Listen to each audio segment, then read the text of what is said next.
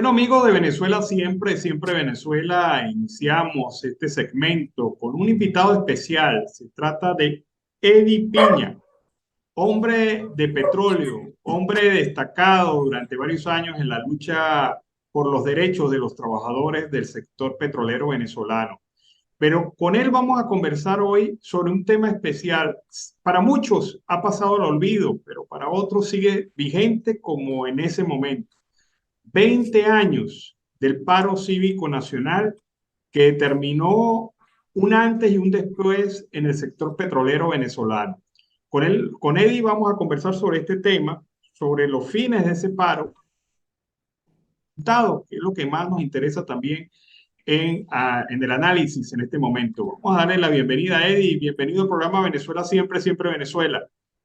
Feliz y bendecido día, distinguido periodista, comunicador social. Alan Peralta, saludo extensivo para todo el personal que les acompaña en este prestigioso programa, Siempre Venezuela. Eddie, uno llega a pensar e interpretar el paro cívico nacional de diversas maneras, pero usted que estuvo allí, ¿qué fines buscaba ese paro cívico nacional en ese momento? ¿Eran fines políticos? ¿Eran fines económicos? ¿Qué fines buscaba el paro? Sí, bueno, una vez más, muchas gracias por darnos la participación en nombre de los trabajadores petroleros víctimas del genocidio laboral 2002-2003. Bueno, estimado amigo periodista, Alan Peralta, el, el año 2002, su inicio a partir de enero, fueron un periodo de muchas confrontaciones políticas que fueron evidentes pues en el camino. Esto comenzó en el mes de enero con un pronunciamiento de la plana ejecutiva de PDVSA, es decir, de los jerarcas de PDVSA de ese momento, la gerencia general, en cuanto a asumir una posición cuando el gobierno del momento, dirigido por Hugo Chávez Frías, decidió sustituir a esa junta directiva que ya venía en desarrollo por una nueva impuesta y respetando y no tomando en cuenta todo un proceso meritocrático que se venían desarrollando, cumpliendo en esta industria petrolera y que mucho éxito había producido a nivel nacional. Esta situación de conflicto fue desarrollándose en el camino, dada la terquedad del gobierno de negar pues, la posibilidad de que se revisara esa situación, de imponer una junta directiva, ¿verdad? A trocha y mocha, sin tomar en cuenta pues, lo que ya venimos anunciando, pues que el carácter meritocrático de ese procedimiento. A partir de ese momento comienza una serie de situaciones y el tren ejecutivo de PDVSA comienza a desarrollar algunas acciones de carácter conflictivo a nivel de esa área. Por eso es que para el momento de ese arranque, se hablaba de una, en cuanto en relación al paro cívico nacional, se hablaba era de un paro tecnocrático, porque eso comenzó a ser impulsado por la gerencia de PDVSA. De esta forma, sin la participación ni siquiera de los sindicatos de bases, ni de organizaciones sociales alguna, pues, que tenían que ver con esto, los trabajadores de la nómina contractual, que fueron las víctimas de este proceso de conflicto nacional. De tal forma, pues, que estábamos frente a un conflicto que se desarrolló y pasamos por el 11 de abril, que ya conocemos todos los actos de violencia que se produjeron allí, y terminamos con la convocatoria del paro cívico nacional, que fue partido en dos partes porque después se convirtió en un paro petrolero, por cuanto en el camino del desarrollo de este paro nacional convocado por la CTV y Fede Cámara y algunos sectores empresariales, etcétera, que apoyaban este conflicto, en el camino ellos fueron abandonando el paro cívico nacional y quedamos los trabajadores petroleros, como decimos popularmente, exaltados en el camino, y ahí las consecuencias que arrojó el despido de más de 23.000 trabajadores directos de la industria, de la nómina de PDVSA y de las empresas contratistas como tal. Ahora, Eddie, hay un momento de análisis aquí. Por lo que te entiendo, era la reacción de la PDVSA meritocrática frente a un gobierno que imponía una línea de acción política muy distinta a lo que se venía haciendo y había mantenido a la industria petrolera. ¿Entiendo correctamente e interpreto correctamente lo que quieres decir? Sí, es correcto, sí. Se trata de imponer un sistema hegemónico diferente, por supuesto, diferente a lo que era el sistema democrático nuestro, el respeto al Estado de Derecho, a, a, a las leyes laborales, etcétera, a la propia Constitución, que eso se asumía desde PDVSA o desde cualquier industria, de cualquier parte del país, ¿verdad? Desde el punto de vista laboral, desde el punto de vista jurídico, etcétera. Ello llevó como consecuencia a este conflicto, por supuesto. Se trataba de una confrontación contra un régimen, ¿verdad?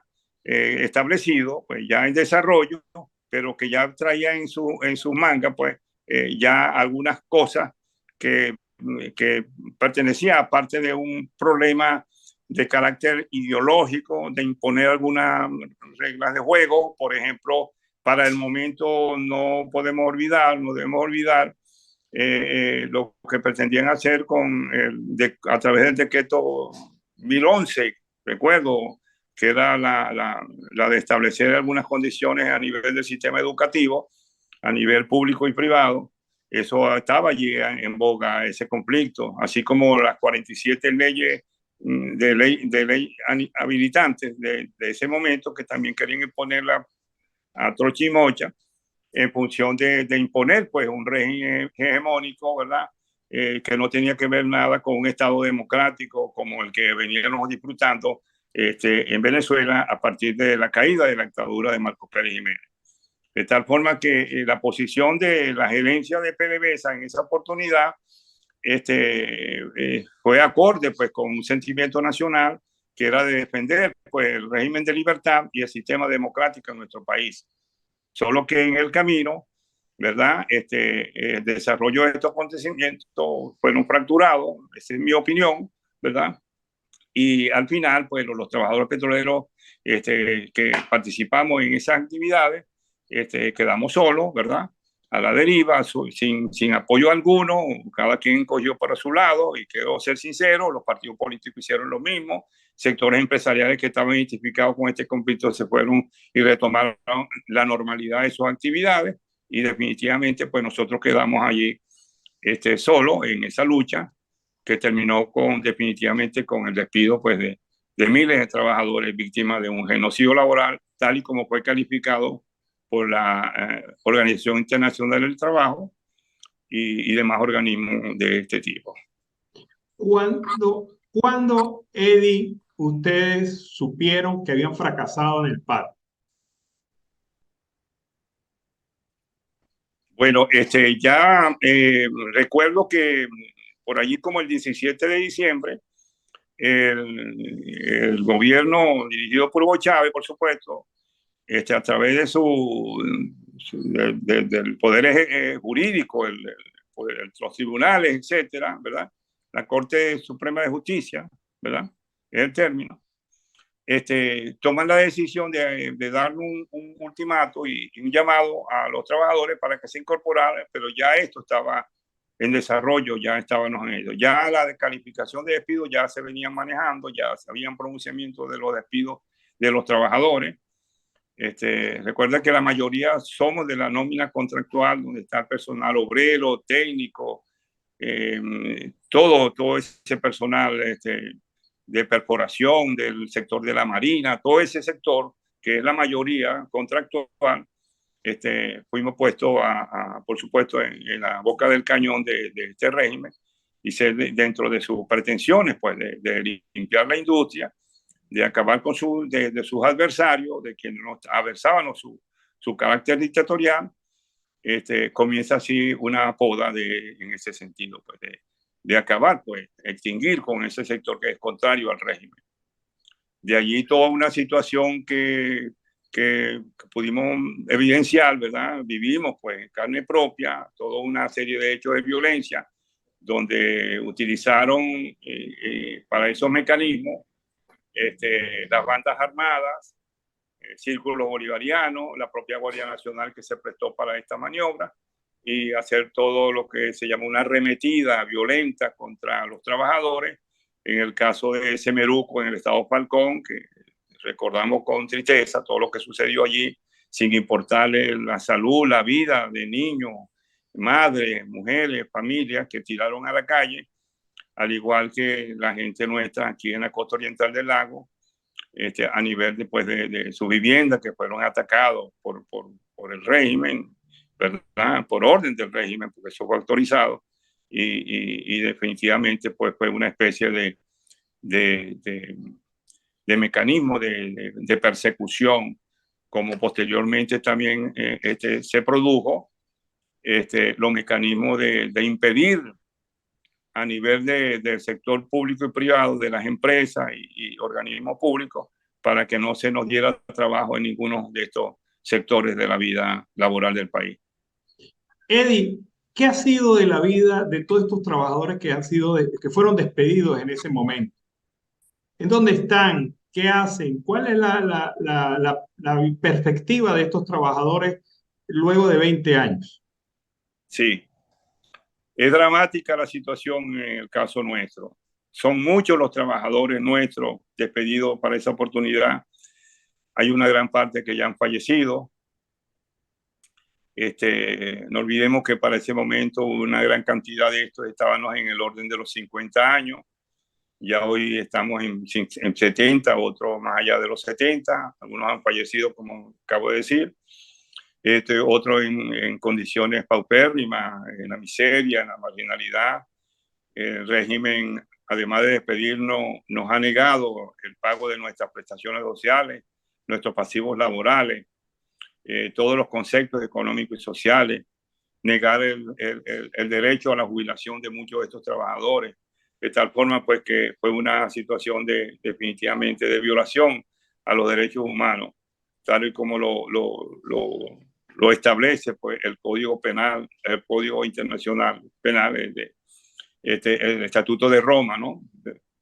Que establece pues lo que es esto significó una violación a los derechos humanos, una violación al derecho a vivir, a existir en un país que ya veníamos inclusive participando en el desarrollo económico de nuestro país, en una industria que nosotros nos la echamos en el hombro a partir de la nacionalización en el año 1976, que recibimos una PDVSA con 2.500.000 barriles diarios, perdón, y la llevamos a 3.500.000 para el periodo, para el momento del conflicto nacional, del paro nacional.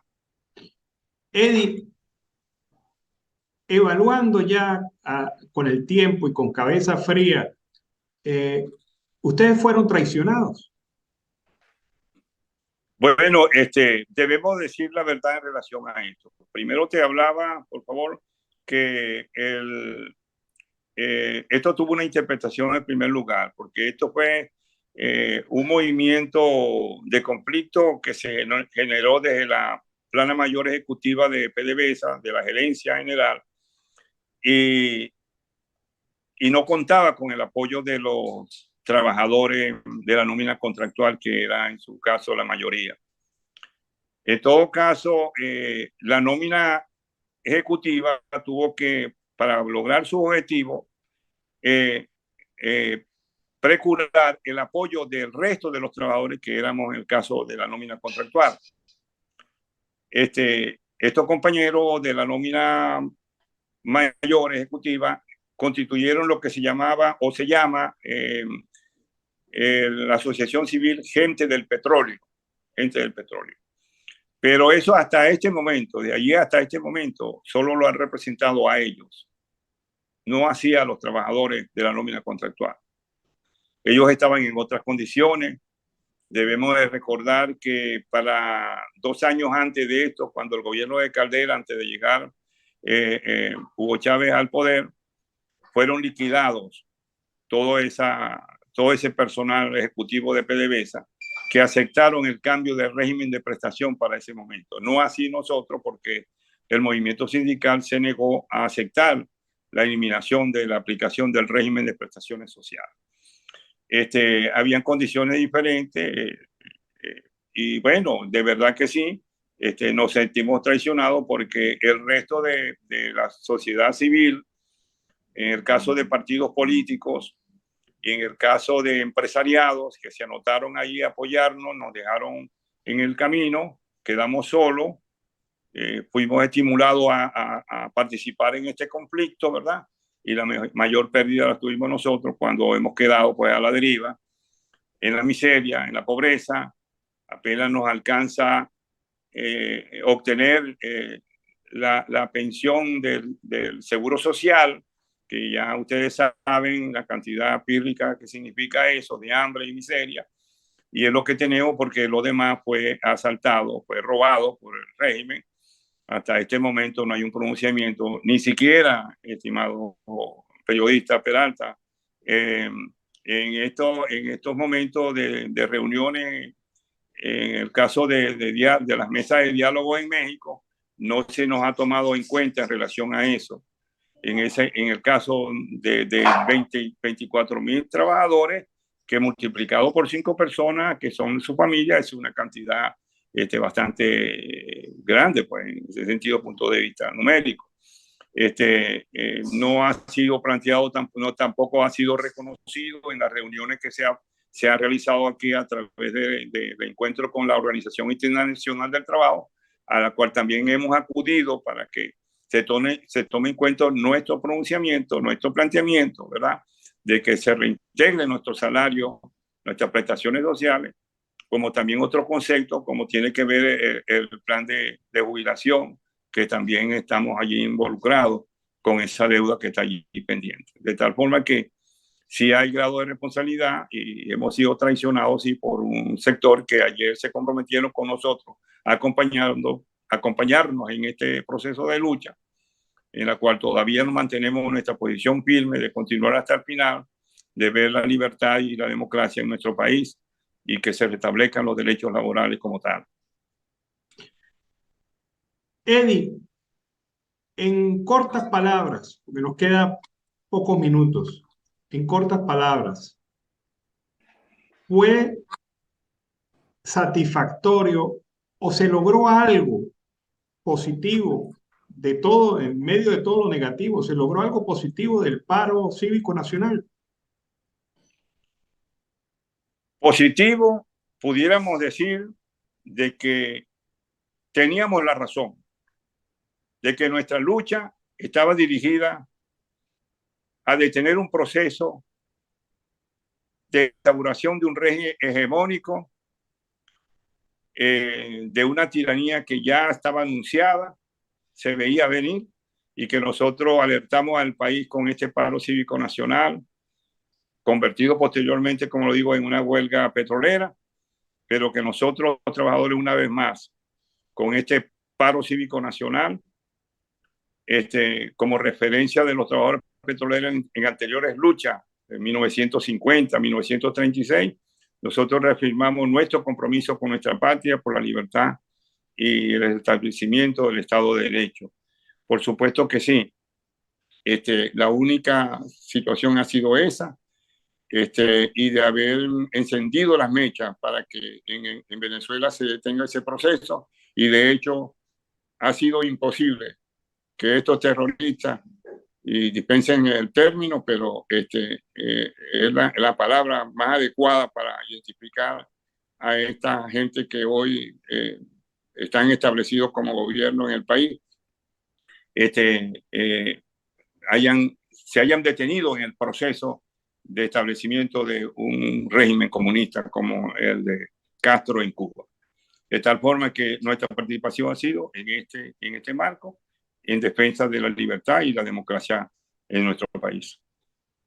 Bueno, muchísimas gracias, Eddie. Eddie Piña, dirigente del sector trabajador de la industria petrolera venezolana, un hombre que ha estado vinculado a hechos históricos. Con él hemos conversado hoy sobre el paro cívico nacional, precisamente 20 años después de ese paro cívico nacional, que tanto trauma y tanta tragedia y dolor ha traído a la familia trabajadora petrolera del país. Muchísimas gracias, Eddie.